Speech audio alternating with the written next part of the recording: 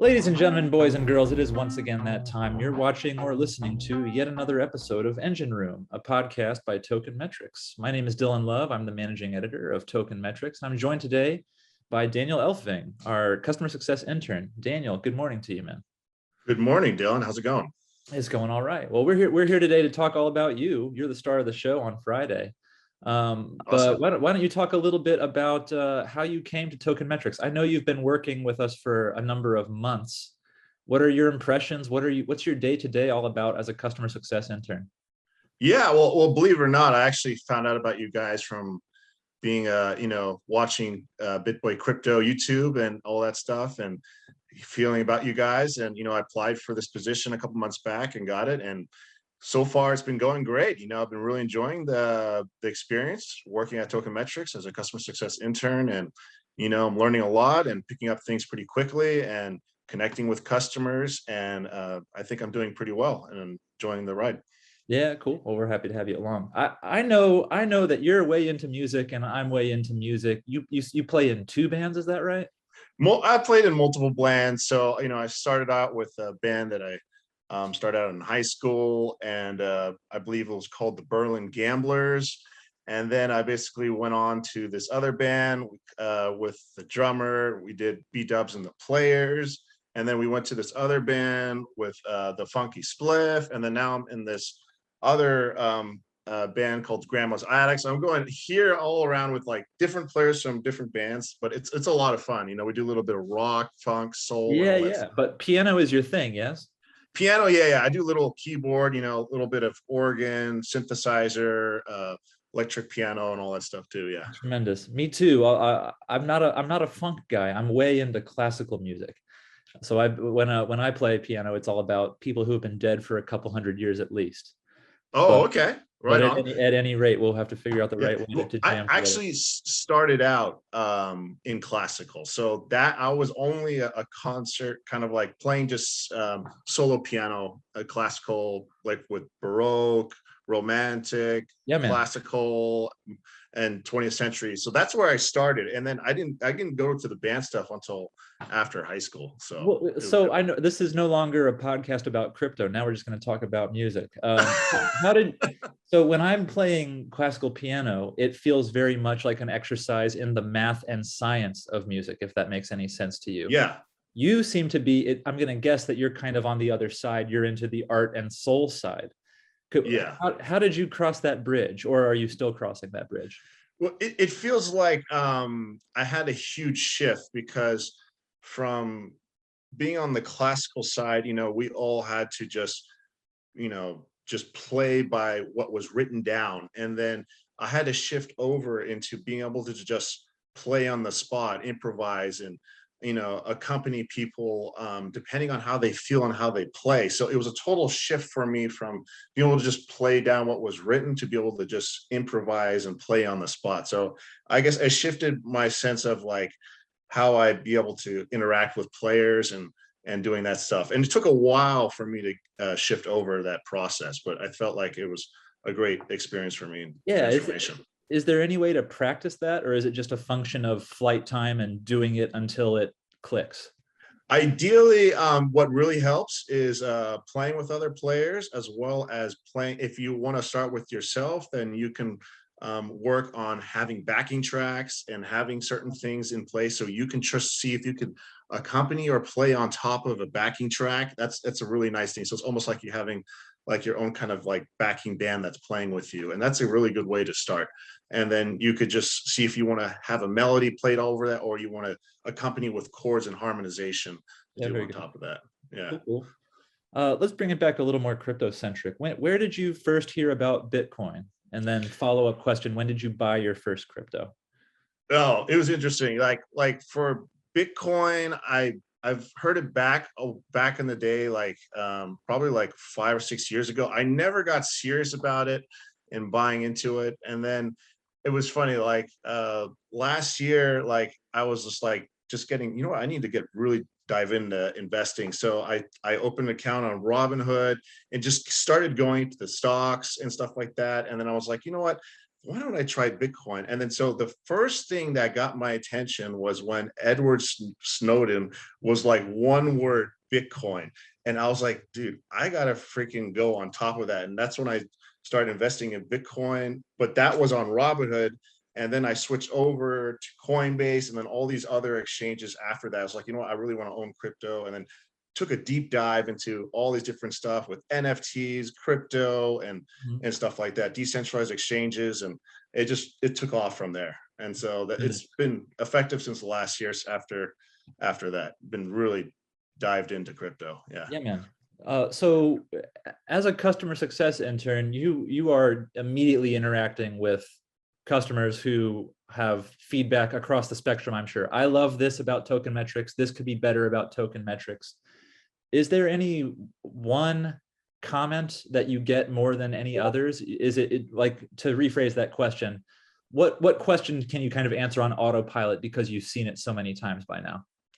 Oh yeah, like for me, like a lot of times it's either issues with like how do I go about accessing the platform. So for me, I've been able to just create all these macros that if I want to keep repeating a communication, I want to make sure I have it in already automated, and then I'll personalize it to the customer and all that stuff. So a lot of times it's just like I'm just trying to automate as much as I can. And so yeah, for me it's mainly a lot of it questions around joining the platform or accepting crypto as payment. I think that's a big one. I think I've seen what I'm hoping that maybe Token Metrics will start accepting that in the future. Oh, that's interesting. Yeah, that seems like something we should be able to handle theoretically. Yeah, that and wallet integration too, being able to, I think, automate the portfolio and connect the wallet. I think that's the first step in order to accept crypto as payment. So we'll see. Well, we did have the CTO Vera on several weeks ago. It'd be interesting to do a little follow-up with Vera, because I'm sure by now, and to be clear, we're all permanent works in progress here, always getting better and better every day. But I'd be pretty excited to chat with Vera about things that I know. I know some exciting things are in the works right now, and I'm sure there are things that we haven't even thought of yet. But at any rate, yeah, cool to know that customers are giving us ideas for how we can continue to get better. Yeah, for sure. Guys, if you're watching this on YouTube, please like and subscribe to Token Metrics on YouTube. If you're listening to us in your preferred audio podcast player, please make sure to give us a subscribe and tell your friends about Engine Room. Daniel, what else do we need to know about you, man? I know you're out there in California living the crypto dream, but when you're not working for Token Metrics and when you're not shredding a hot piano, what else is your life all about?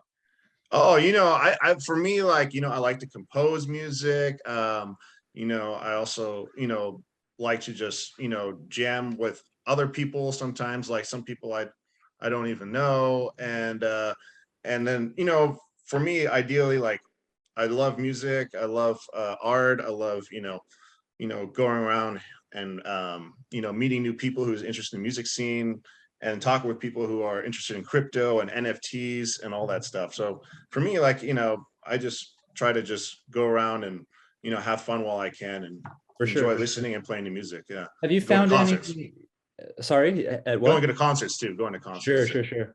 Yeah. Have you found any happy intersections between crypto and music? The one that comes right to mind for me is a platform called Audius. Are you familiar with Audius? Yeah, very familiar with that. Yeah, so it's pretty awesome that's come up, and I'm hoping that there's going to be more platforms that are going to benefit musicians in the future with blockchain and stuff like that, because I feel like they're always getting cut in a lot of ways with the pay and all that stuff too. Yeah, so it's never really a good time to be a professional musician, because so much of the money goes out of your pocket to managers, labels, distributors, etc. Audius is pretty exciting because it kind of restores the equity to the people who are the creative juice behind something. So it's exciting. Oh yeah. Yeah, this is an opportunity to plug a previous episode of the Crypto Hot Seat interview show, where we interviewed the CEO and co-founder of Audius, Ronil Rumbrigg. Shouts out to Ronil for making music awesome. Awesome. Yeah. Well, let's see, man. This is a loose agenda. I'm tempted to keep talking to you about music. Yeah. To be honest. I know, we could go a long way. Yeah. So, Yeah. who are your favorite funk bands besides George Clinton? I'm going to guess he's way up there. Well, yeah, I love James Brown and stuff like that, and I'm also into electronic rock too, like Rat a Tat. I'm also into them, Wow, and I haven't thought about Rat Tat Tat in a long time. Okay. yeah. I just started listening to them. I was like, man, I wish I would have heard about them earlier. But yeah, so I'm open to bridging out, listening to all different kinds of music too. And yeah, I used to go to the NAMM show every year where they introduce all the Uh-huh. new music gear, and the a lot of the music celebrities play on those gears in Yeah. Anaheim. And so Yeah, I used I've to have fun fallen down watching the that. NAM rabbit, NAMM, if you're listening and unsure, but I've fallen down the YouTube rabbit hole of various piano and organ players. Corey Henry, for example. Have you heard of Oh, he's great. I Corey love Henry? Corey Henry. Yeah. So there's a Yeah. bunch of YouTube videos of Corey Henry just shredding on new organs and pianos at this trade show for music professionals. Really, Oh really yeah. fun. Yeah, I he's aspire to killer. that level. That's pretty fun stuff. Yeah. Um, yeah, what else? What else? Well, at the risk of putting too pretty a bow on this short little episode, I mean, we only do 15 minutes on Fridays, so it's not the bar is low. The bar is low, Daniel. Yeah, yeah. More Well, good. let me ask you. Let's go out on you talking about composition. You mentioned you're into composing. Yeah. What software do you use? Do you have a specific process for composing? Well, yeah, it's interesting. Like I used to use the free software Noteflight for a while, where basically you can create the notation and then it will play it back to you. So Yeah. this is like something that people who are into the note music, they can do. And then I've also used Logic and stuff like that as well for doing the music production. Sometimes I'll just sit on the piano and I'll start playing stuff. And then or maybe I'll just start with the backing track and go from there.